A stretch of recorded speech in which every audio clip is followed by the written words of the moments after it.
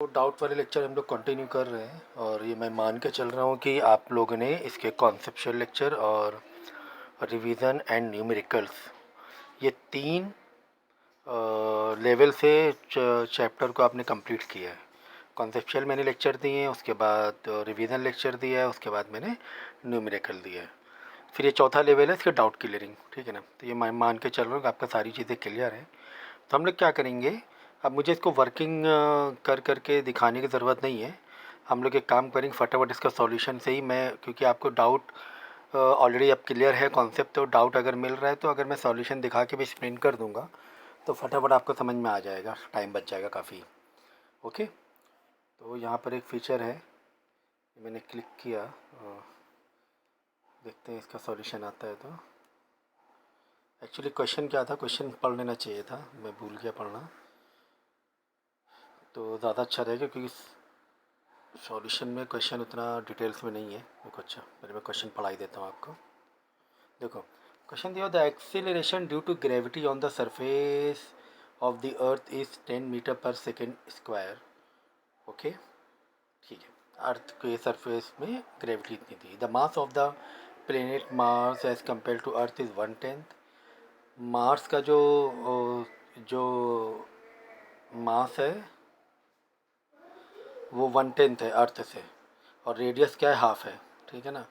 Determine the gravitational acceleration of body on the surface of the Mars. ये तो काफ़ी easy question था, इसका डाउट तो नहीं मिलना चाहिए था आप लोगों को। भाई आपको ग्रेविटी का फॉर्मूला लगाना है, और ग्रेविटी के फॉर्मूले में क्या हो रहा है भाई,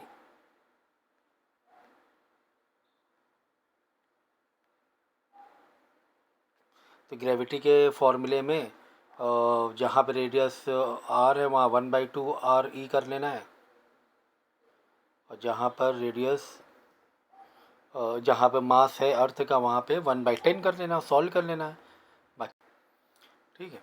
तो ये आपको फॉर्मूला दिया हुआ है ग्रेविटी का, GmR², कैपिटल जी क्या है, ग्रेविटेशनल कांस्टेंट है, ठीक है, और m is the mass of the planet है, r is the radius of the planet है। और हमें पता है कि ये जो g है, अगर हम g ग्रेविटी अर्थ का ले तो वो 10 होता है, we know that, 10 metre per second square surface में। अब इसी से कंपैरिजन कर लेंगे कि अर्थ का यहाँ डालेंगे ग्रेविटी, और जो मास होगा वो अर्थ के कंपेयर में डालेंगे, क्योंकि अर्थ के कंपेयर में दिया है मास मार्स का, और रेडियस भी अर्थ के कंपेयर में डालेंगे, है ना। बस सीधा सा कर लेंगे हम लोग। भाई मास क्या दिया हुआ है, मार्स का 1/10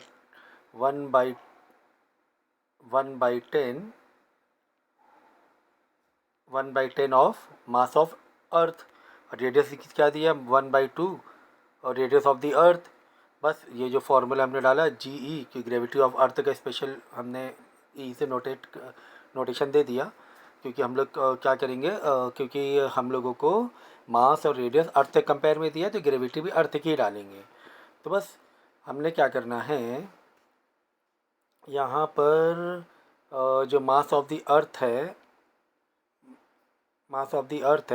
यहाँ पर डालना 1/10 ऑफ मास ऑफ द अर्थ, क्योंकि जो मार्स का मास है वो 1/10 है मास ऑफ द अर्थ, बराबर।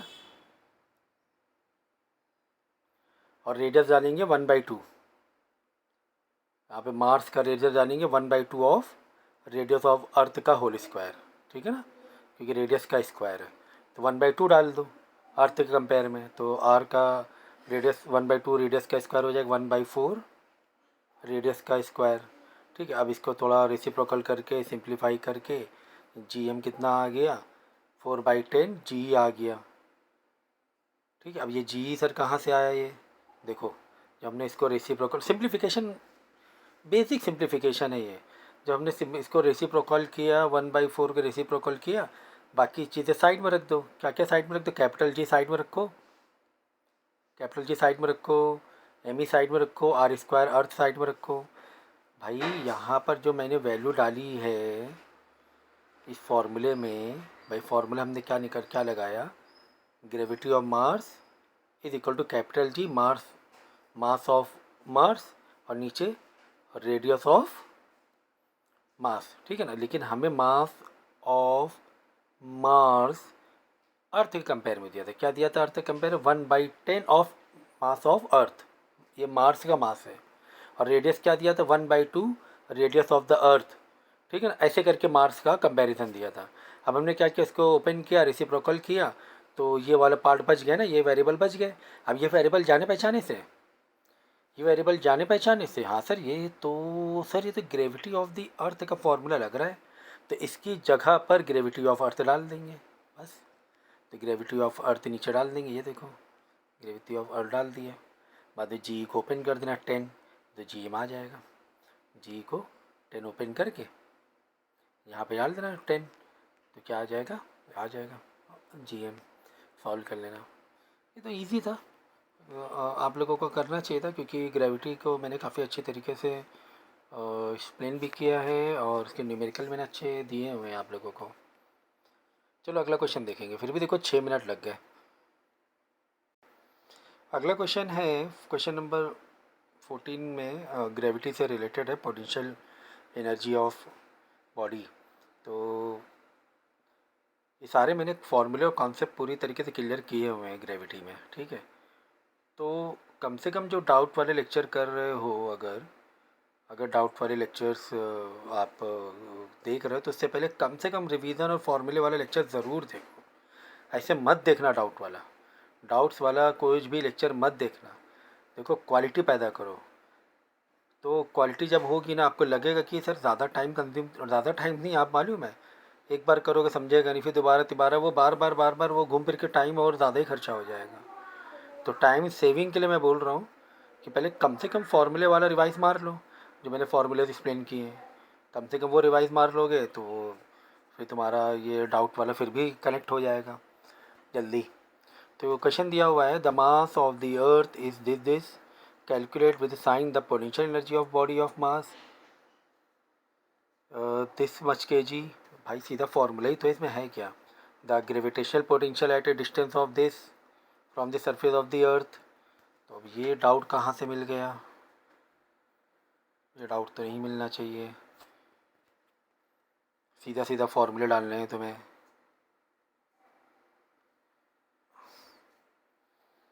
ठीक है, सारी चीज़ें दी गई हैं। अब ये है आपका पोटेंशियल एनर्जी का फार्मूला, ग्रेविटेशनल पोटेंशियल एनर्जी का formula minus G M M by R. Okay, mass of the earth तुम्हें दिया हुआ है,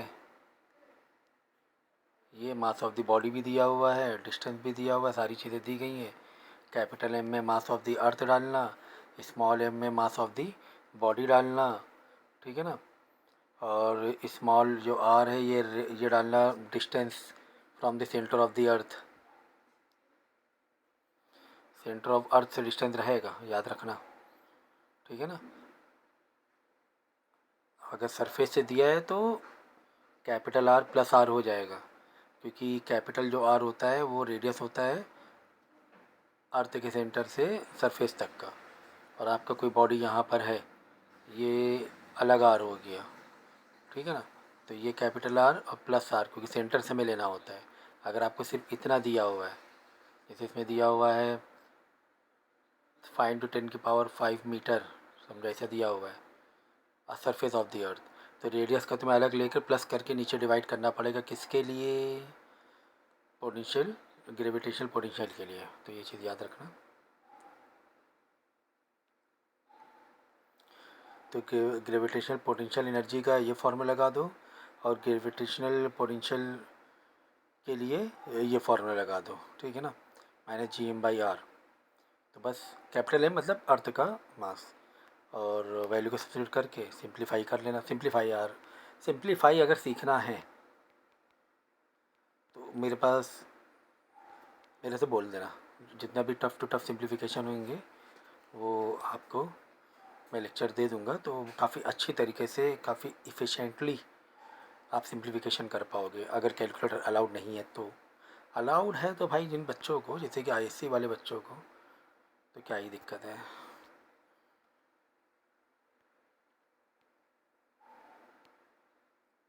ये सारे तो मैंने पहले ही करा दिए हैं।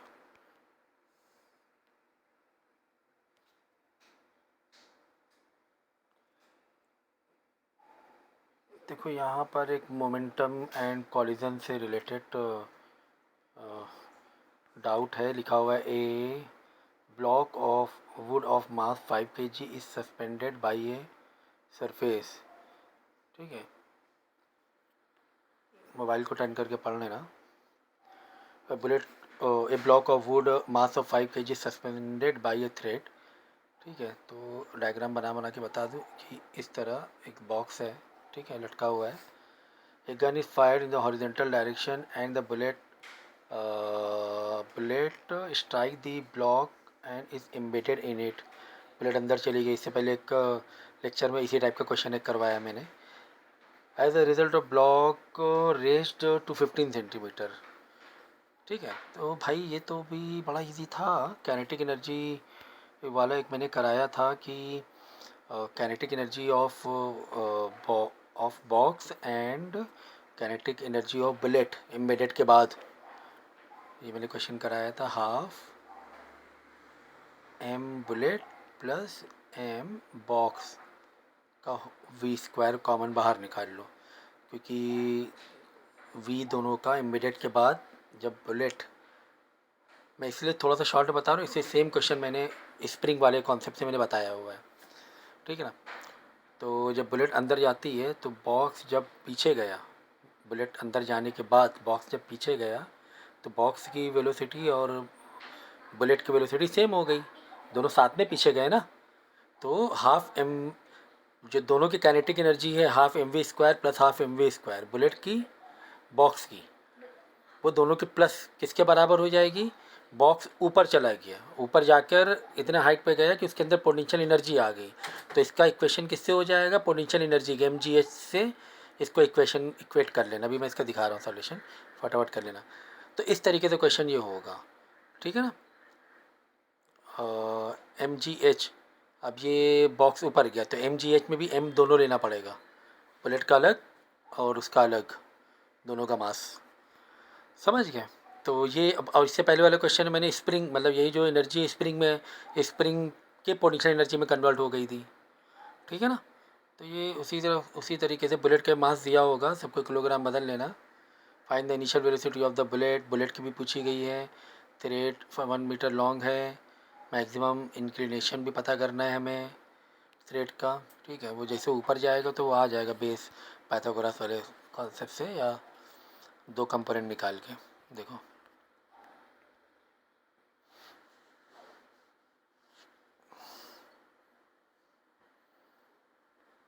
ये सारी इन्फॉर्मेशन दी है, ये देखो है यहाँ पे kinetic energy of box, kinetic energy of bullet, दोनों के प्लस कर दे, वी स्क्वायर बाहर निकाल लो क्योंकि वेलोसिटी दोनों में सेम है, कॉमन बाहर निकाल लिया। एम्बेडेड के बाद हाँ, पहले नहीं, पहले बुलेट की वेलोसिटी क्या है छोड़ दो, बुलेट जब एम्बेडेड हुई उसके बाद वो राइज हुआ ना बॉक्स। ठीक है ना, तो डेफिनेटली बुलेट की काइनेटिक एनर्जी बॉक्स में गई होगी, फिर बॉक्स से और बुलेट काइनेटिक एनर्जी पोटेंशियल में बदली होगी, वो बात अलग है। पोटेंशियल के लिए mgh, तो दोनों का m ले लिया यहाँ पर क्योंकि बुलेट का भी अपना मास है। तो बस इसमें क्या क्या चीज़ें कैंसलेशन हो रही हैं, कैंसिल कर देना, 2 उधर चला जाएगा। देखो m कैंसिल हो रहे हैं, ये देखो m प्लस एम भाई यहाँ पे पूरा पूरा ब्रैकेट है, मल्टीप्लाई में इधर आके डिवाइड हो जाएगा ये नीचे, तो ये पूरा कैंसिल हो जाएगा, 2 उधर चला जाएगा, वी स्क्वायर इक्वल 2gh आ जाएगा। तो बाकी इन्फॉर्मेशन तुम्हें हाइट वेट सब दिया हुआ है, हाइट वेट सब दिया हुआ है कितना ऊपर गया। तो ये फिर आप अंडर रूट स्क्वायर यहाँ हटा के अंडर रूट करके ये आ जाएगी तुम्हारी यूजिंग एनर्जी आफ्टर द, हाँ वेलोसिटी आ जाएगी आपकी, ये वी बच रहा है इसमें, तो यहाँ पर वेलोसिटी आ जाएगी बुलेट एंड बॉक्स की वेलोसिटी। सही है, कुछ भी पूछ ले, दूसरा कुछ हाइट हो सकता पूछ ले, ये वाला कि कितने हाइट पे गया बॉक्स, कितना हाइट रेस हो गया, और वेलोसिटी दे देगा एम्बेडेड के बाद वेलोसिटी, एम्बेडेड के बाद वेलोसिटी याद रखना। उसके बाद पूछा गया उसी क्वेश्चन में इनिशियल वेलोसिटी ऑफ बुलेट बताओ। इनिशियल वेलोसिटी का बुलेट का कॉलिजन वाला फार्मूला लगा, conservation of momentum of collision. अब कॉलिजन का फार्मूला क्या होता है कि इनिशियली जो मोमेंटम है, इनिशियली मोमेंटम मतलब एम यू, वो किस में बदल जाता है, फाइनल मोमेंटम में, एम वी। अब यहाँ पे दो लोग हैं तो दो लोग को प्लस कर दो, यहाँ पर भी दो लोग हैं तो दो लोग को प्लस कर दो। कैसे देखो, अगर यहाँ पे दो लोग हैं, दो लोग आ रहे हैं, बात समझना, M one U one plus M two U two, U मतलब इनिशियल वेलोसिटी, कोलाइड हुए। कोलाइड होने के बाद मास तो वही है समझो एम वन, लेकिन फाइनल वेलोसिटी बदल गई। एम वन, अच्छा एम वन यू वन क्या है, ये मोमेंटम है। इससे पहले वाले लेक्चर में बताया था मैंने। मोमेंटम का फॉर्मूला क्या होता है, P is equal to M into V, mass into velocity, ठीक है ना। ये मोमेंटम है, तो ये इनिशियल मोमेंटम किसमें बदल गया, फाइनल वेलोसिटी में। एम वन मास तो वही रहेगा, और वी वन, वी मतलब final velocity, plus M two V two बराबर। अगर दो लोग हैं, दो लोग उधर भी हैं तो ये हो जाएगा। अगर एक पहले इनिशियल एक लोग थे और वहाँ पे दो लोग हो गए तो फिर वो इधर एक थे, इधर सिंगल ले लो। कैसे कि यहाँ पर पहले बुलेट था, ओनली बुलेट था ना, तो ओनली बुलेट था एम वी ले लेंगे, सिर्फ एम यू ले लो, चलो इनिशियल वेलोसिटी जो अपना चाहिए वो ले लो आप, सिंबल एम यू। मतलब जब इनिशियली जो मोमेंटम था वो फाइनल मोमेंटम में बदल गया, फाइनल मोमेंटम में बॉक्स और वो दोनों आ गए, बुलेट भी आ गया बॉक्स से भी आ गया। मतलब चलो एम वन ले लो बुलेट को, M one V one final velocity, M two ये बॉक्स का वी टू, ठीक है। तो यहाँ पर बॉक्स के लिए कैपिटल एम दिया, बड़ा है ना बॉक्स, बॉक्स मतलब भारी हुआ ना, तो एम एम कॉमन बाहर निकाल, एम प्लस एम मतलब वेलोसिटी कॉमन बाहर निकाल ली, क्योंकि दोनों वेलोसिटी सेम हो गई, दोनों एक साथ रेस हुए ना। एम्बेडेड के बाद जब एम्बेडेड हुई दोनों एक साथ ऊपर चले गए, तो फाइनल जो मोमेंटम था दोनों का एक साथ ही हो गया, ठीक है ना। तो दूसरी तरफ क्या करेंगे, कैपिटल एम और स्मॉल एम, या एम वन एम टू जैसे चाहे वैसे ले लो, ये बाहर मतलब वेलोसिटी इसमें से बाहर निकाल ली, फाइनल वेलोसिटी, और ये हो गया इनिशियल मोमेंटम, ये हो गया फाइनल मोमेंटम, ये हो गया इनिशियल मोमेंटम। तो इनिशियल मोमेंटम किसमें बदल गया, फाइनल मोमेंटम बदल गया। लेकिन इनिशियल मोमेंटम में सिर्फ एक ही बॉडी थी तो एक ही बॉडी का मोमेंटम लिया, यहाँ पर दो बॉडी थी दो बॉडी का मोमेंटम ले लिया, वेलोसिटी कॉमन बाहर निकाली। वेलोसिटी कॉमन बाहर इसलिए निकाली क्योंकि दोनों में जो वेलोसिटी थी वो सेम थी, तो एम्बेडेड हो गया ना। नहीं तो अलग अलग भी लिख सकते थे, अगर दोनों की वेलोसिटी अलग अलग होती तो अलग अलग, capital M V one final velocity one, small M final velocity two, ठीक है ना। मास भी अलग, वेलोसिटी ऐसा भी कर सकते थे, डिपेंड।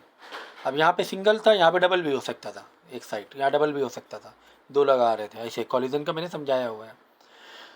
तो यहाँ पर हमें निकालना क्या था, बुलेट की इनिशियल वेलोसिटी, मतलब बुलेट का इनिशियल वेलोसिटी के लिए हम कहाँ गए, मोमेंटम में गए। इनिशियल मोमेंटम में ही वेलोसिटी छुपी हुई है, ठीक है। मास मालूम हमें, कन्वर्ट कर लेना ग्राम को किलोग्राम में, बाकी इन्फॉर्मेशन सब डाल देना। फाइनल वेलोसिटी हमने पहले ही निकाल ली यहाँ से। अगर फाइनल वेलोसिटी नहीं पूछा गया होता समझो, तो मैं डायरेक्ट पूछता इनिशियल वेलोसिटी ऑफ बुलेट बताओ, तो भी तुम्हें ये वाला पूरा लगाना पड़ता, कौन वाला, एनर्जी कन्वर्जेशन वाला कॉन्सेप्ट लगाना पड़ता कि एनर्जी जो काइनेटिक एनर्जी थी कितने बदल गई, पोटेंशियल एनर्जी में बदल गई, ठीक है ना। क्योंकि हमें यहाँ पर है ना वेलोसिटी चाहिए थी फाइनल कॉलिजन के लिए, मोमेंटम के लिए, समझ गया ना। इसके बाद देखो सबसे इम्पोर्टेंट ये था, calculate the maximum inclination of, हाँ यहाँ पे थोड़ा सा आप समझ लो, calculation the maximum inclination of the thread with the vertical, की जो थ्रेड जो था बॉक्स बंधा हुआ था, जब बुलेट टकराई और उसके पास जब रेज हुआ तो वो कितना इंक्लिनेशन उसका बना है ना, कितना इंक्लिनेशन बना जब रेस हुआ।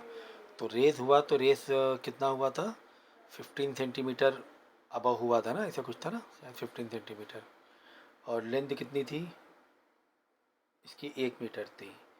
थोड़ा सा सीधा था, अच्छे से बना दे ग्राफ, ये 1 मीटर थी, बॉक्स की स्विच नहीं ले लो, ये 1 मीटर थी, और 0.15 क्या हुआ था, रेस हुआ था।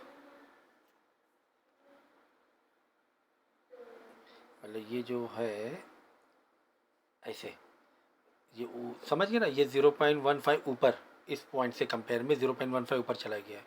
यानी कि अगर तुम ऐसे लाइन एक परपेंडिकुलर लाइन मारोगे तो ये वाली लाइन जो है ना, ये जो लाइन है ये तो 1 मीटर ही है, लेकिन ये जो लाइन है ये परपेंडिकुलर 1 मीटर में से 0.15 मीटर कम हो गया। थोड़ा सा समझ लो भाई ग्राफ, फिर से समझा दें, सुनो अच्छी तरीके से। ये थ्रेड था, ठीक है, ये कितना था 1 मीटर था, यहाँ पे यहाँ 1 मीटर था, थ्रेड ऊपर चला गया, है तो 1 मीटर ही थ्रेड यहाँ पर, लेकिन ये 0.15 सेंटीमीटर ऊपर गया, किसके कंपेयर में, इसके कंपेयर में। तो हम क्या करेंगे, इस पॉइंट से ऐसे एक लाइन खींच देंगे, तो ये परपेंडिकुलर कम हो गया कि नहीं कम हो गया, ये कम हुआ कि नहीं कम हुआ। 1 मीटर नीचे तक क्या था ना, अब ये अगर ऐसे परपेंडिकुलर मारेंगे तो ये ऐसे हो गया, कम हो गया, तो परपेंडिकुलर 0.15 मीटर कम हो गया, 0.85 मीटर हो गया। परपेंडिकुलर कितना हो गया, ये 1 मीटर, थ्रेड तो 1 मीटर ही ना, ये वाला कम हो गया, यहाँ तक 1 मीटर था, लेकिन ये वाला 0.85 हो गया, 0.15 मीटर कम हो गया, 0.85 हो गया, बराबर। अब ये दो तुम्हें लेंथ मालूम है, यानी कि P/H क्या पता है,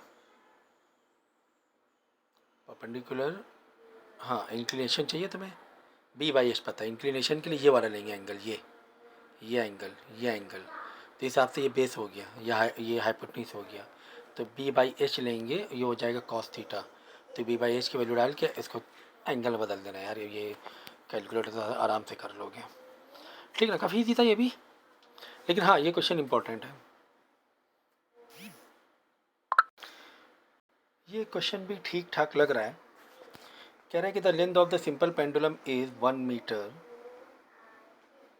ठीक है, ये 1 मीटर है, और कह रहा है कि and the Bob is 0.15 kg, 0.1 kg, and the bob is taken towards until the thread is become the horizontal। इतना ऊपर उठाया, इतना ऊपर उठाया, इतना ऊपर उठाया था कि बिल्कुल हॉरिजेंटल हो गया, ये थ्रेड इसका हॉरिजेंटल हो गया, हॉरिजेंटल हो गया। उसके बाद करें कि एंड देन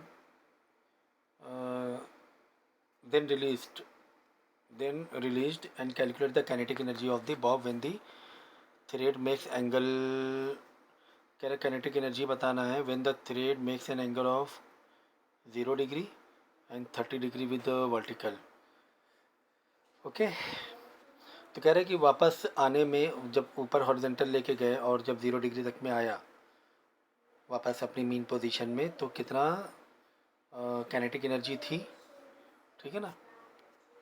देखो ये है इसकी मीन पोजीशन और एक्सट्रीम पोजीशन हो गई ये, ओके। तो 0 डिग्री मतलब वापस यहीं पर आया ये हो गया 0 डिग्री, ये तो फ़िलहाल तो 90 डिग्री है, क्योंकि बिल पूरा हॉरिजेंटल तक के लेकर गए हम लोग।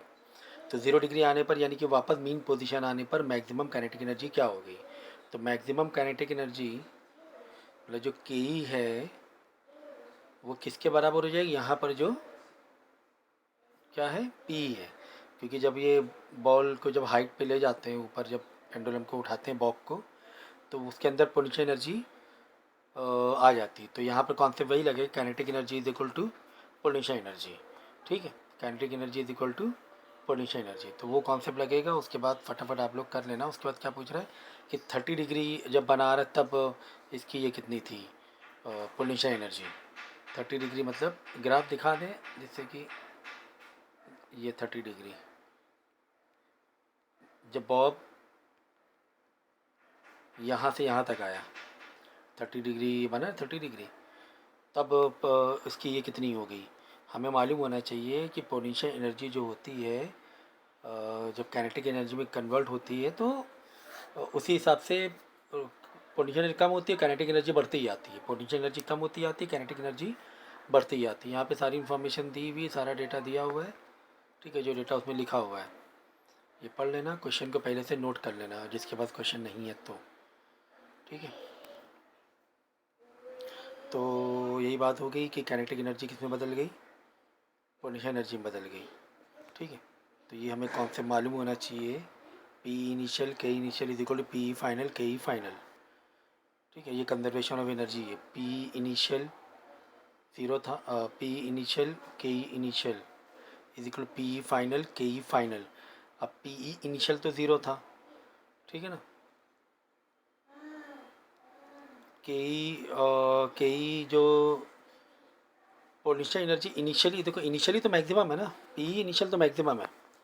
देखो बात समझो भाई, जब बॉल को यहाँ ले गए, यहीं से जब बॉल को यहाँ उठा के ले गए, पर इसको इनिशियल मानना है क्योंकि पिक्चर यहाँ से स्टार्ट है। पिक्चर कहाँ से स्टार्ट है? यहाँ से पिक्चर स्टार्ट है। अब बॉब जब यहाँ आएगा ये फाइनल हो जाएगा, ये इनिशियल है, ठीक है। तो इनिशियल मैक्सिमम है पे ई, इनिशियल के ई ज़ीरो है, और जब बॉब यहाँ आ जाएगा फाइनल हो जाएगी पोजीशन। फाइनल पे जब मीन पोजीशन पर आता है बॉब, मीन पोजीशन आने के बाद मतलब फाइनल काइनेटिक एनर्जी, जो काइनेटिक एनर्जी मैक्सिमम हो जाती है यहाँ पर, काइनेटिक एनर्जी क्या हो जाती है? Maximum, okay. और पी क्या हो जाती है? ज़ीरो हो जाती है। और जो इनिशियल में पी मैक्सिमम होती है इनिशियल में, और ये तो रुका हुआ है ना, तो के क्या होती है? ज़ीरो। यहाँ पे के मैक्सिमम होती है, याद रखना, क्योंकि बहुत तेज़ स्पीड होती है यहाँ पर सबसे ज़्यादा। वापस ऐसे जाएगा, के कम होता जाएगा, पी बढ़ता जाएगा फिर से। Is it clear? तो बस यही इन्फॉर्मेशन, ये फॉर्मूले में P initial, K initial, P initial तो मैक्सिमम है, के इनिशियल ज़ीरो है, पी फाइनल ज़ीरो है, के फाइनल मैक्सिमम है। इस तरीके से आपको जाना है। तो calculate the kinetic energy when the thread makes an angle of 0 degree. अब 0 degree with the vertical, 0 degree मतलब मीन पोजीशन। अब जब मीन पोजीशन मैंने क्या बताया था अभी, मीन पोजीशन में के ई मैक्सिमम होता है, क्योंकि मीन पोजीशन का पूछ रहा है, और पी क्या होता है? ज़ीरो होता है, ठीक है, मीन पोजीशन पर। तो ये फाइनल पोजीशन पे कह रहा है, तो उसी हिसाब से देखो वैल्यू को डाल देंगे। When the thread makes an angle of 0 degree with the vertical, the bob is lowest point at the height of the bob is at the point 0. Height क्या होने वाली? 0 है। जब हाइट 0 है तो वो पी क्या हो जाएगा? 0 ही हो जाएगा, एम जी एच डालोगे तो, कॉमन सेंस, ठीक है। अब कंजर्वेशन एनर्जी देखो, ये देखो, ये M G H 0 plus 0 is equal to M G H, height 0 है यहाँ पर, इधर प्लस के E final, K E final में तो बहुत कुछ है भाई, काइनेटिक एनर्जी तो मैक्सिमम है, ठीक है। पी ई फाइनल 0 है, लेकिन इनिशियल में पी समथिंग है, नहीं पता है क्या है। वो जो एच 0 लिखा हुआ है वो इनिशियल पोजीशन के लिए लिखा है 0, वो 0 नहीं है, इनिशियल पोजीशन। और यहाँ पे देखो के ई 0 है, ठीक है। ये वाले फॉर्मूला टारगेट करो, समझ में आ जाएगा। देखो भाई, इनिशियली पी तो मैक्सिमम है, यहाँ तो समथिंग एम जी एच रहने वाला है, यहाँ पर समथिंग एम जी एच रहने वाला है। इनिशियली के ई 0 डिग्री, इनिशियली मतलब यहाँ पर पोजीशन पे जब बॉब को ऊपर उठाया हुआ था, यहाँ पे के ई 0 है, इनिशियल 0, यहाँ पे मैक्सिमम पी फाइनल यहाँ पे 0 कर देना, और के ई फाइनल मैक्सिमम रहेगा। इसीलिए देखो हमने के ई फाइनल में कुछ फार्मूला डाला हुआ है कि के ई फाइनल मैक्सिमम है, यहाँ पे M G H initial maximum है, बाद में यहाँ पे के ई जो इनिशियल है वो 0 है, और ये साइड में एम जी एच फाइनल 0 है, बराबर ना? समझ रहे हो नहीं समझ रहे हो? आई थिंक समझ ही रहे हो कि भाई ईजी है बिल्कुल। इनिशियल फाइनल, और इनिशियली देखो, इनिशियल पी मैक्सिमम है, क्यों? बॉल को हमने उठाया हुआ है, पी इनिशियल बहुत ज़्यादा है, कई इनिशियल 0 है, ठीक है। जब बॉल यहाँ आ गई फाइनल पोजीशन में, तो पी 0 हो जाएगी, के ई मैक्सिमम हो जाएगी। वही तो किया है, दो वैल्यू में फॉर्मूला डाला हुआ है हमने। इसमें देखो दो वैल्यू में फॉर्मूला डाला है, बाकी दो में 0 डाला हुआ है। ये देखो यहाँ 0, यहाँ 0, बाकी यहाँ पे समथिंग मैक्सिमम है, यहाँ पे समथिंग मैक्सिमम हमें भरना है, अभी भरना है हमें, ठीक है ना। बस एम जी एच को उधर भेज देना, तो K E final is equal to M G H, उधर क्या भेज देना, वही है कि ये वाला तो हटा ही दो, ये 0 0 हटा ही दो, यानी K E final M G H initial के बराबर हो जाए, जो बिल्कुल स्टार्टिंग में बताया था। अब बस के ई फाइनल हमें निकालना है, तो एम तुम्हें दिया हुआ है सर, ग्रेविटी दिया है सर, दिया है, हाइट दी गई, यहाँ सर हाइट दी गई है, हाइट हमें दी गई 1 मीटर है ना बॉब की हाइट, क्योंकि फाइनली पूछ रहा है वो, तो फाइनली बॉब यहाँ आ जाएगा, तो बॉब की तो हाइट 1 मीटर है ही। उसके बाद क्या पूरा, अगर 30 डिग्री बन जाए तो, हाँ 30 डिग्री देखो के ई फाइनल कितना हो जाएगा 30 डिग्री वाले में। 30 डिग्री वाले में के ई फाइनल ऐसे आएगा कि M G H full zero नहीं होगा, ठीक है ना। देखो बॉब तुम्हारे यहाँ पर था, यहाँ पर भाई एम जी एच तो मैक्सिमम था, मैक्सिमम था। अब बॉब समझो यहाँ पर आ गया, अब बॉब क्या आ गया, यहाँ पर आ गया, ठीक है। यहाँ पर एम जी एच थोड़ा कम हुआ, ठीक है। एम जी एच यहाँ मैक्सिमम है, मतलब इनिशियली मैक्सिमम है, और जो फाइनल में, ये फाइनल है, फाइनल में कुछ कम हुआ है, ठीक है। वो जो कम हुआ है वो किस में कन्वर्ट हुआ, वो जो पोटेंशियल एनर्जी कम हुई है वो किस में कन्वर्ट हो रही है बताओ, वो काइनेटिक एनर्जी में कन्वर्ट हो रही है। यानी M G H initial minus M G H final, जो पोटेंशियल एनर्जी इनिशियल थी, बाद में जो पोटेंशियल एनर्जी फाइनल हुई है, वो जो डिफरेंस है वो किस में कन्वर्ट हुआ, वो काइनेटिक एनर्जी में कन्वर्ट हुआ। बस सीधा से लगा देना, kinetic energy is equal to M G H initial minus M G H final. M G common निकाल लेना, एच ज़ीरो बचेगा अंदर क्या, H zero minus H final, ठीक है ना। Initial height final height. अब इनिशियल हाइट फाइनल हाइट का ये समझो कैसे आपको निकालना है। देखो अब ये देख लो, ये तुम्हारा बॉब कितना था, चलो पॉइंट डायग्राम से बनाएंगे ज़्यादा अच्छा रहेगा। ये 1 मीटर था बराबर, और ये 30 डिग्री नीचे आया ना। When the thread makes an angle of 30 degree with the vertical, vertical से 30 डिग्री बन रहा है,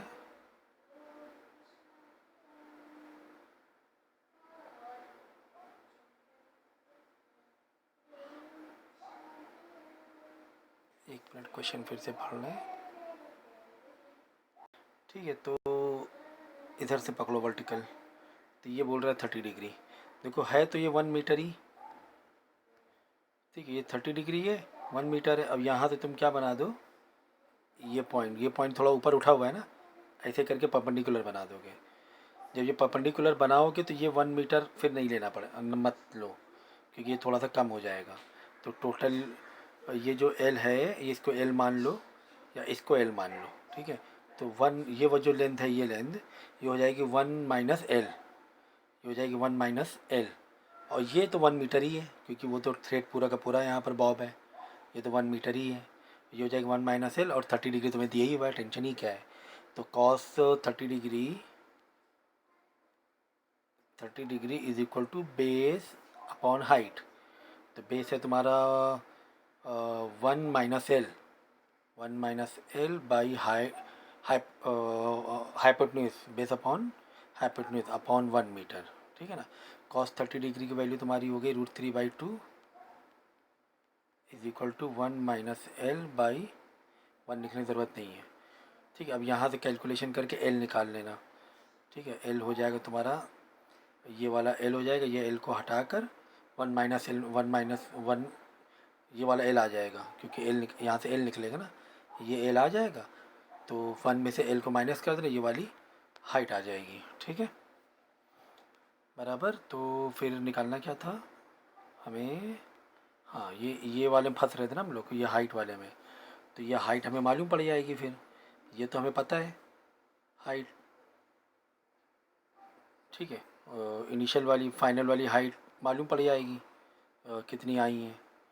तो वो वाली हाइट उसमें डाल देना, ये जो ज़ीरो मैंने HF किया था, ठीक है ना। तो हाइट डाल के फिर आंसर निकाल लेना।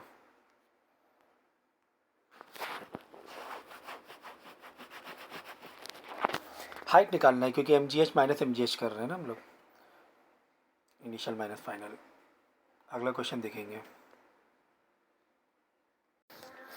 कॉलिजन पर है ये। कह रहे कि एक बॉल है, वो बॉल टकराई बॉल बी से,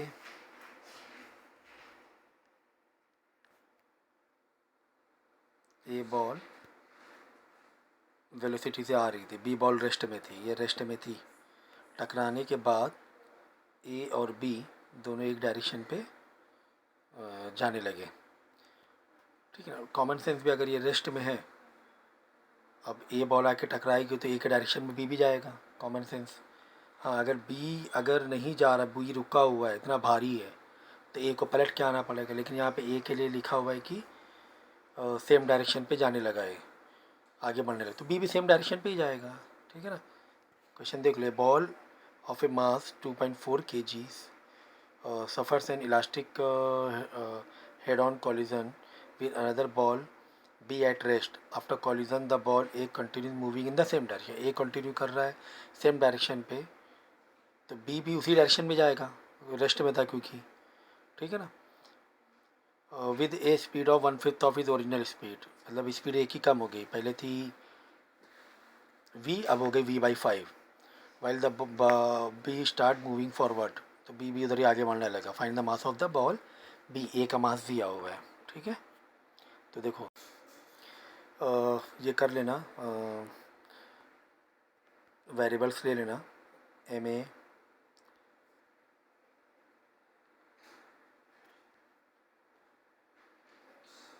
ए mass of the A ball और velocity of, initial velocity of A ball. ठीक है। और M B mass of the B ball, U B initial velocity of B ball. फिर इसी तरह फाइनल वेलोसिटी के लिए भी दे देना। ठीक है ना। और final velocity of A, final velocity of B, mass तो वही रहने वाला है, इनिशियल और फाइनल वेलोसिटी बदल जाएगी, तो इनिशियल मोमेंटम फाइनल मोमेंटम में कन्वर्ट हो रहा है। तो वेलोसिटी, इनिशियल वेलोसिटी ऑफ ए का कंपैरिजन कैसे दिया हो, 1/5 हो जाएगी फाइनल वेलोसिटी, हो जाएगी इनिशियल वेलोसिटी कंपेयर, मतलब ए की जो वेलोसिटी क्या हो जाएगी, 1/5 ऑफ इनिशियल वेलोसिटी हो जाएगी, मतलब ए की जो फाइनल वेलोसिटी है। ये देखो ये v बना है, v है ये, तो v ऑफ ए क्या हो जाएगी, 1/5 ऑफ यू ए हो जाएगा, इनिशियल वेलोसिटी का 1/5 हो जाएगा। और इनिशियल वेलोसिटी ऑफ बी तो ज़ीरो ही था, और इनिशियल वेलोसिटी ऑफ ए शायद नहीं दिया हुआ है, एफ नहीं दिया हुआ है, वो निकालना ही हमें लग रहा है। ठीक है। तो इस तरह सारे वो देने के बाद ये हमारा क्या है, फॉर्मूला। ठीक है ना, मोमेंटम का कॉलिजन पर।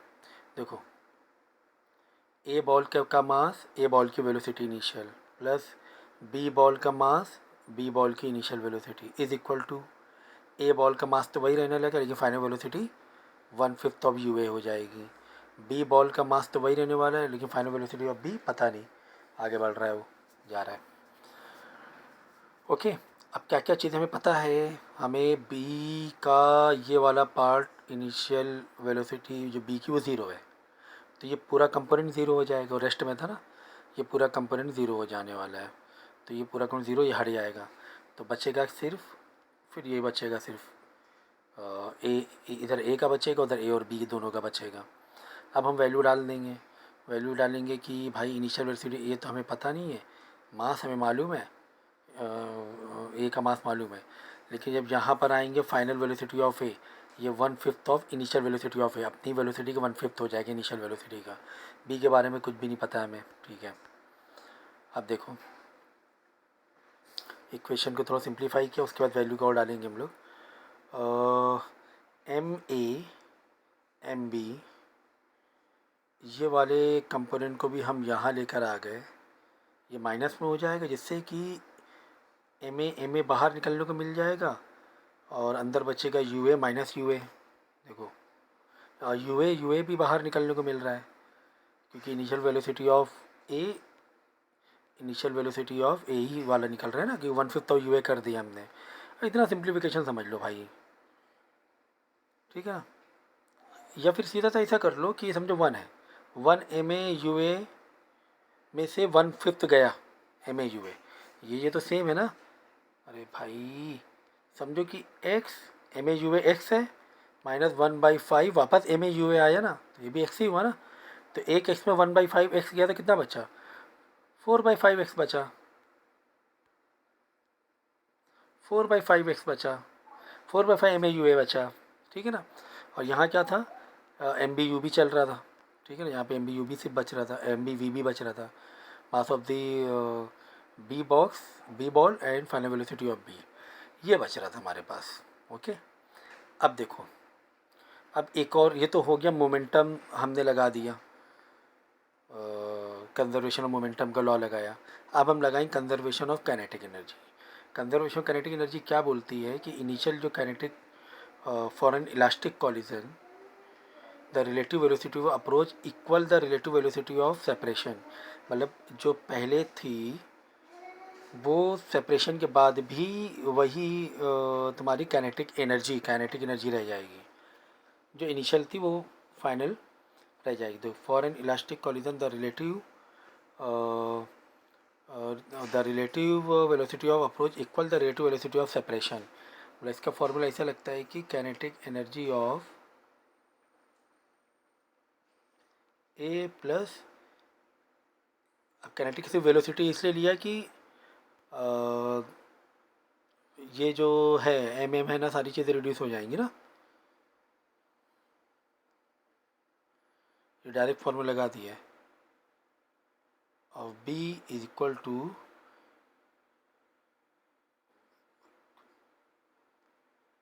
Final velocity of A plus final velocity of B.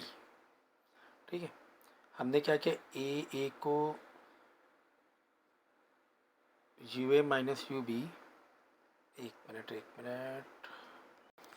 ये फॉर्मूला तुम लोग याद कर लो पहले। तो ये है तुम्हारा वेलोसिटी, इलास्टिक कॉलिजन जब होता है तो रिलेटिव जो वेलोसिटी होती है सेपरेशन के बाद वो कंजर्वेशन होता है उसका, मतलब काइनेटिक एनर्जी से, काइनेटिक एनर्जी कंजर्वेशन और काइनेटिक एनर्जी है।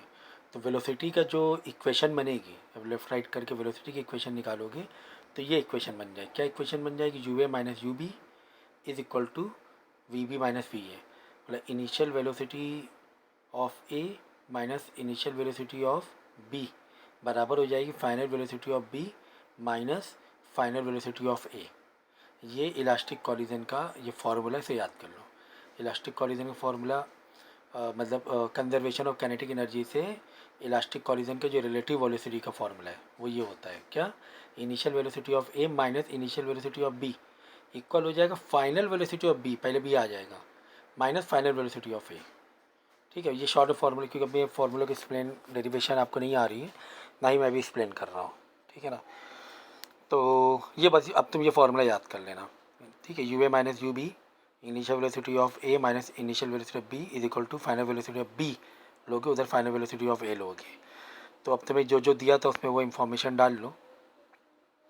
अब क्योंकि जो इनिशियल वेलोसिटी बी वो ज़ीरो थी तो ये हटा दो ज़ीरो, ये वाला हट जाएगा पूरा टर्म, है ना, ज़ीरो थी ना initial velocity of ball B, zero थी, हटा दो।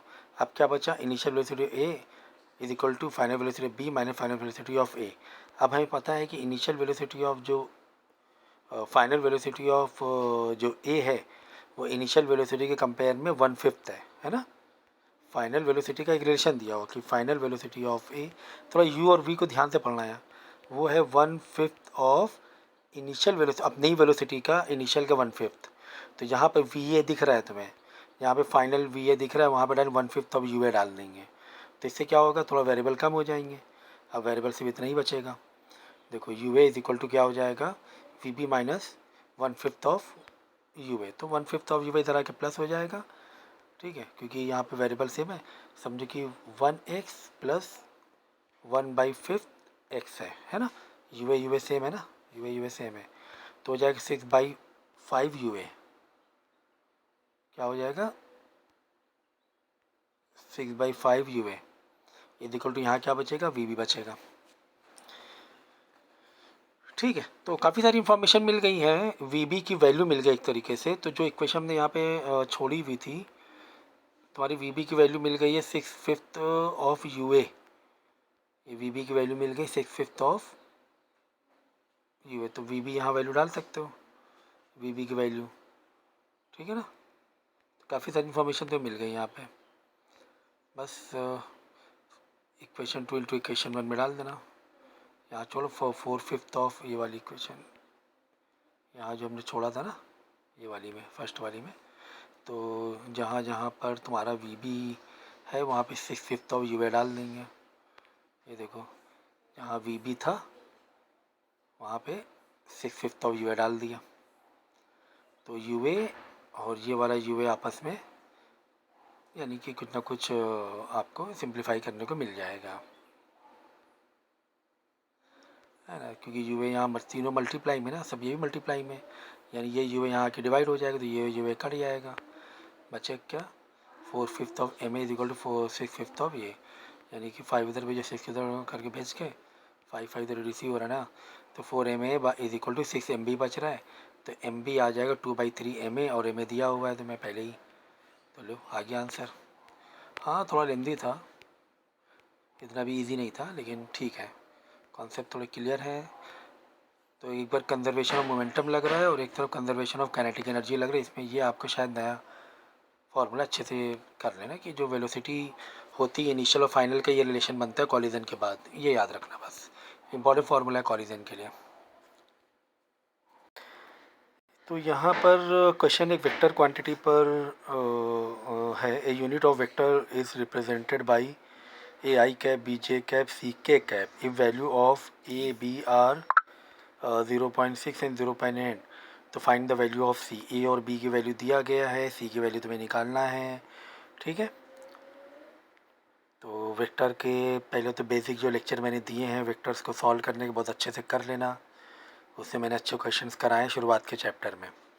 वेक्टर्स अलग से भी चैप्टर दिया है और शुरुआत के चैप्टर में वेक्टर के कॉन्सेप्ट मोशन इन डायमेंशन मतलब जो मोशन 1 एंड 2 डायमेंशन पे हमने वेक्टर के क्वेश्चन कराए हुए हैं, ठीक है ना। तो जब हम किसी का मैग्नीट्यूड निकालते हैं, किसी बॉडी का मैग्नीट्यूड निकालते हैं, तो हम क्या करते हैं, सारे वेक्टर का अंडर रूट में स्क्वायर का सम कर देते हैं, ये हमें मालूम होना चाहिए। देखो यहाँ पे हमने क्या निकाला, वेलोसिटी का मैग्नीट्यूड निकाल रहे थे, क्या करें, अंडर रूट ए का स्क्वायर प्लस बी का स्क्वायर प्लस सी का स्क्वायर, तीनों वेक्टर का स्क्वायर करके अंडर रूट में सम मार देंगे, ये होता है मैग्नीट्यूड निकालना। अगर आई जे के कैप में वेक्टर क्वांटिटी में दिया हुआ है, एग्जांपल के तौर पे 3i दिया हुआ है, 4j दिया हुआ है, 5k दिया हुआ है, या प्लस या माइनस में दिया हुआ है, और हमें ये वेलोसिटी आई जे के वेक्टर क्वांटिटी दिया गया है, तो वेलोसिटी को अगर हमें मैग्नीट्यूड निकालने की, इसकी मैग्नीट्यूड स्पीड कितनी है, तो अलग अलग डायरेक्शन में ना, आई कैप में इतनी स्पीड है, जे में इतनी स्पीड है, के में इतनी की स्पीड है, तो ये आई जी का कॉन्सेप्ट मैंने motion in 2 dimension motion in plane में बहुत अच्छे से समझाया हुआ है। तो 3 का स्क्वायर 4 का स्क्वायर प्लस 5 का स्क्वायर कर देना भाई। पहले हम लोग क्या करते हैं कि आई जे के को अलग करने के लिए हम लोग क्या करते हैं, साइन कॉस थीटा लेते हैं ना, जैसे कोई ये मैग्नीट्यूड दिया हुआ है तो यहाँ पे दोनों का कैप को अलग अलग, दो कमरे अलग अलग कर देंगे, है ना, ये याद है कि नहीं याद है, तो वो अलग अलग करने के बाद वापस मैग्नीट्यूड करना है, तो इन दोनों का जो अलग अलग आई जे आया है, इन दोनों का स्क्वायर कर देंगे, वापस मैग्नीट्यूड आ जाएगा। तो अगर आपने किया होगा तो इतना शॉर्ट में आप समझोगे। तो मैग्नीट्यूड क्या 1 दिया हुआ था तुम्हें, तुम्हें मैग्नीट्यूड 1 दिया हुआ था, ठीक है ना, मैग्नीट्यूड 1 दिया हुआ था, तो बस क्या ही रह गया, निकाल लेना आंसर। ये मैग्नीट्यूड तो वेलोसिटी का 1 दिया हुआ है, अंदर डाल लेना, सी स्क्वायर तुम्हें नहीं मालूम है, दोनों साइड स्क्वायर मार के अंडर रूट खोल लेना, आंसर निकाल लेना भाई, ठीक है। तो मैग्नीट्यूड ऐसे दिया हुआ है तुम्हें कि ये यूनिट वेक्टर है, यूनिट वेक्टर का जो मैग्नीट्यूड होता है 1 होता है, इसीलिए 1 is equal to direct under root में वैल्यू डालना है, ठीक है ना, इस तरह यूनिट वेक्टर, ये नोट कर लेना, नोट कर लेना। अगला क्वेश्चन, बहुत सारे क्वेश्चन स्किप इसलिए कर रहे हैं, मैंने करवाए हैं ऑलरेडी लेक्चर में, तो इसीलिए स्किप भी कर रहे हैं कुछ। प्रोजेक्टाइल मोशन पे क्वेश्चन दिया हुआ है, the velocity of projection of projectile is 6i cap 8j cap, vector में दिया हुआ है, अगर इसके वेलोसिटी का मैग्नीट्यूड निकालना है तो अंडर रूट में 6 का स्क्वायर प्लस 8 का स्क्वायर हो जाएगा, तो मैग्नीट्यूड आ जाएगा। ओके, तो स्पीड ऑफ प्रोजेक्शन वही हुआ, मैग्नीट्यूड अंडर रूट 6 का स्क्वायर 8 स्क्वायर कर लेना। उसके बाद maximum height attain, maximum height तो भाई ये पूरा समझाया हुआ है मैंने, ठीक है ना, जैसे कि ये इस तरह प्रोजेक्शन किया गया है, अब आपने क्या किया, आई और जे कैप दिया हुआ है, तो ये जो है ना ये आ जाएगा आपका किससे, मैग्नीट्यूड, मैग्नीट्यूड कैसे निकालोगे, अंडर रूट आई का स्क्वायर मतलब 6 का 8 का स्क्वायर, तो यहाँ पर 6 का स्क्वायर 8 का स्क्वायर अंडर रूट 36 6 टू 100, ये 10 आ जाएगा, 10 आ जाएगा, ठीक है ना। 6 आई क्या मतलब ये 6 पहले दिया हुआ है, 10 आ जाएगा, हमें ये मैक्सिमम हाइट निकालना है, हमें ये निकालना है, ठीक है ना, हमें ये निकालना है। तो 8, 10 और 6 से तुम्हारा ये निकाल लेना, ये वाली हाइट। और ये हाइट तुम्हें दी हुई पहले से, मतलब ये तो तुम्हें दिया ही हुआ ना 8, ठीक है, 8 जे कैप दिया हुआ है। तो 10 और 6 से तुम्हें, रुको मैं निकाल के दिखा रहा हूँ। देखो ये जो तुम्हें दिया हुआ था 10 जो आया है हमारा, समझना बात को, ये स्पीड ऑफ प्रोजेक्शन मतलब इनिशियली, ये इनिशियल है ना, इनिशियल वेलोसिटी से निकली इस चीज़ें। ये जो यहाँ पे दिया हुआ है ना 6i 8j कैप,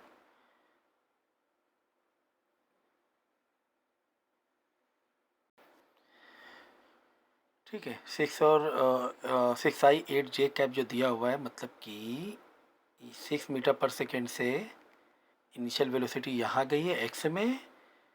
ये भाई कॉन्सेप्ट बहुत अच्छे से कर लेना प्रोजेक्टाइल मोशन के। 8 मीटर पर सेकेंड से वाई में गया है, मतलब जे कैप, ये इनिशियल है। और ये जो आया है 10, ये भी सब इनिशियल आया है, अभी फ़िलहाल इनिशियल आया हुआ है।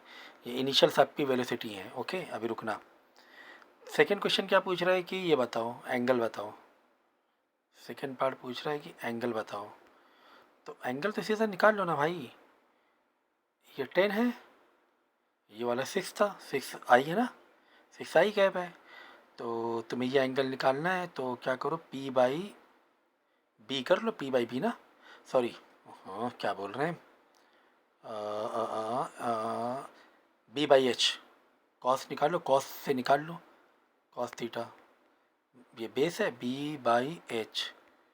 तो 6/10 की, यानी कि 3/5 की वैल्यू कॉस की निकाल लेना। तो ऐसे ही तुम कर लो यार। ये समझो तुम्हारा 3 हो गया, ये 5 हो गया, ये 4 है ना।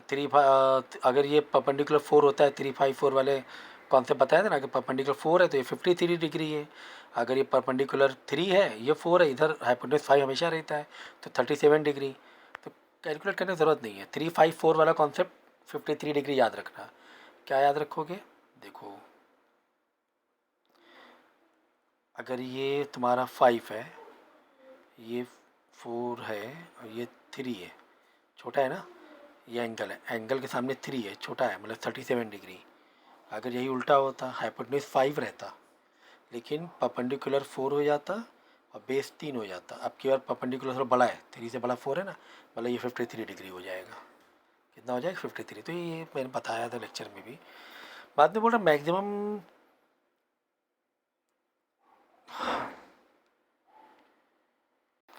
तो मैक्सिमम हाइट है तो भाई एक काम करो ना, एंगल वेंगल सब तो मिल ही गया है ना। तो मैक्सिमम हाइट का फॉर्मूला जो आप लोग को बताया था हमने प्रोजेक्टाइल मोशन में, वो फार्मूला डाल कर निकाल लेना हाइट। हाइट निकालने में क्या दिक्कत है, ये तो सारी चीज़ें बता ही गई हैं। वाई वाले उससे ले लेना मैक्सिमम हाइट का। ओके, फिर रेंज पूछा गया तो रेंज का भी फार्मूला डाल के रेंज निकाल लेना, क्या दिक्कत है। ओके, ये तो फार्मूले मैंने पूरे पूरे बताए हुए हैं।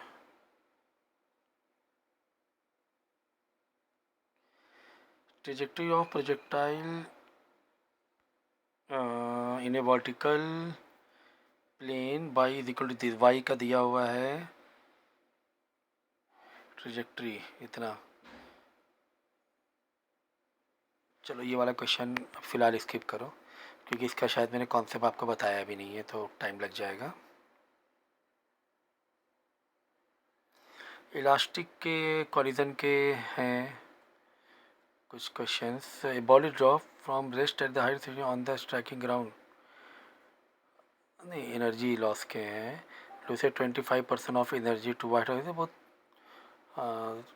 ये भाई आपकी क्या हो रही, पोटेंशियल एनर्जी काइनेटिक एनर्जी में कन्वर्ट हो रही है, और 25% एनर्जी लॉस हो रही है, ठीक है ना। तो ये भी तुम आराम से कर सकते हो। क्वेश्चन नंबर 16 इजी है, अभी बता रहा हूँ, रुको।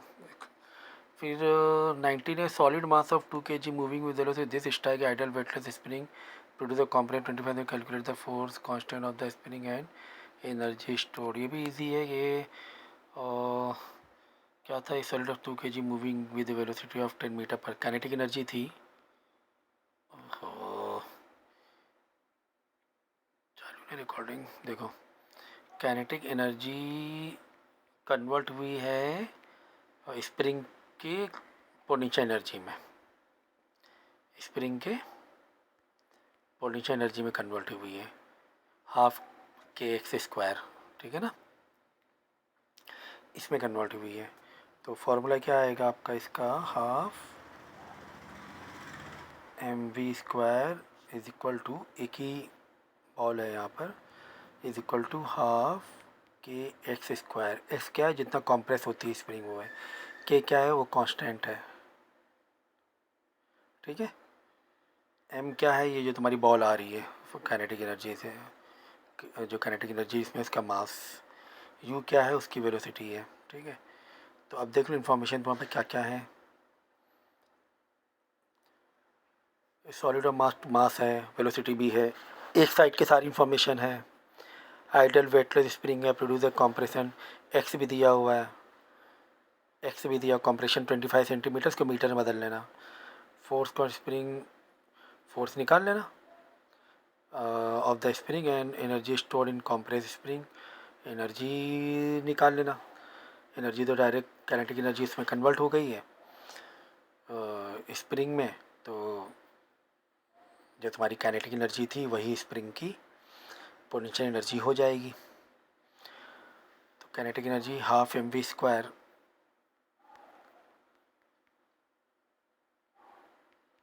वेलोसिटी कितना है, 100 है ना, 100 का स्क्वायर, दो दो कट गया, 100 आ गया। तो जो तुम्हारी काइनेटिक एनर्जी थी वही तो स्प्रिंग की पोटेंशियल एनर्जी में कन्वर्ट हुई है ना। तो जो जो काइनेटिक एनर्जी होगी वही निकाल लेना, वही तुम्हारी स्प्रिंग की पोटेंशियल एनर्जी हो जाएगी। अच्छी वाला भी कर लेना भाई, बस 25% कम कर देना इधर, जो के ई है तुम्हारा, a ball is drop from the rest at a height of 60 metre, potential energy जो थी तुम्हारी वो बदल गई striking the ground half M V square में, लेकिन 25% लॉस हुआ है। तो वो जो एनर्जी है वो 75% बची है। एनर्जी कितनी बची है, 70 एम कट जाएगा, 75% बची है।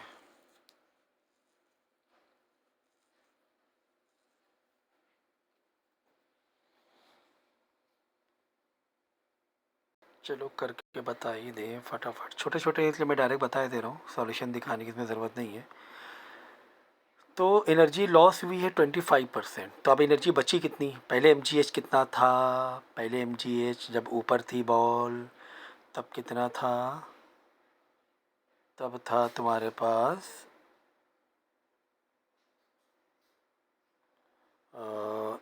एम इंटू ग्रेविटी, टेन ले हाइट 60 मीटर, ठीक है। चलो इसको और आसान तरीके से कर लें। एम था ना, तो एम जी वैसे ही रखो क्योंकि जी तुम्हें दिया नहीं है, वैसे 9.8 लेकिन नहीं लो क्योंकि ज़रूरत नहीं है एक्चुअली में, और हाइट है तुम्हारा 60, तो 60 यहाँ लगा दो, पहले लगा दो, 60 एम जी जूल रह गई है, 60 एम जी था, मास और ग्रेविटी की मैंने इन्फॉर्मेशन ही डाली है, ठीक है। जब वो ऊपर था 60 एम था, जब वो नीचे गिरा तो उसके बाद एनर्जी कितनी रह गई, 25% लॉस, यानी 75% रह गई है, 75% ही रह गई है ना। तो 75% डायरेक्ट निकाल लो, 25% गई ना, ज़ीरो से ज़ीरो कट, और एक ज़ीरो से 7.5 आ जाएगा, तो 6 इंटू 7.5, 5 इंटू एम जी, ठीक है ना, याद रहेगा। चलो, तो हमारे पास अब एनर्जी कितना बचा, अब एनर्जी कितनी बच रही है, 7.5 इंटू 6 एम जी, इतनी बच रही है, बराबर है। अब ये जो एनर्जी है, अब इस एनर्जी पर कितने हाइट पर बॉल पहुंचा, भाई हम फॉर्मूला डालेंगे, P is equal to potential energy is equal to MGH तुम्हें हाइट पूछ रहा है, P कितना है, P है तुम्हारा 7.5 इंटू, भाई नया वाला लेंगे ना P, पुराना वाला थोड़ा लेंगे, अब तो हाइट नीचे गिर गई ना ball, 6 into MG is equal to MGH, बराबर MGH। अब MG से MG गया, वहाँ बचा H, तो 7.5 इंटू 6 आप कर देना, तो MG वही हाइट आ जाएगा, MG कट जाएगा ना, बराबर है ना। P का दोबारा फॉर्मूला डालना है, नया P, ऐसे P डैश करके ऐसे डालो MGH। अब नया वाला P कितना बचा था, जब वो 75% हमने MGH निकाला था, MGH आ रहा था 60 इंटू MG इंटू 75/100, बराबर ऐसे आ रहा था। तो बस आपको क्या करना है, यहाँ पर इंटू 6 इंटू MG, वहाँ से MG कट जाएगा और आंसर निकल आएगा। तो ठीक है, ये भी हो गया। चलो आज के लिए इतना काफ़ी है क्या।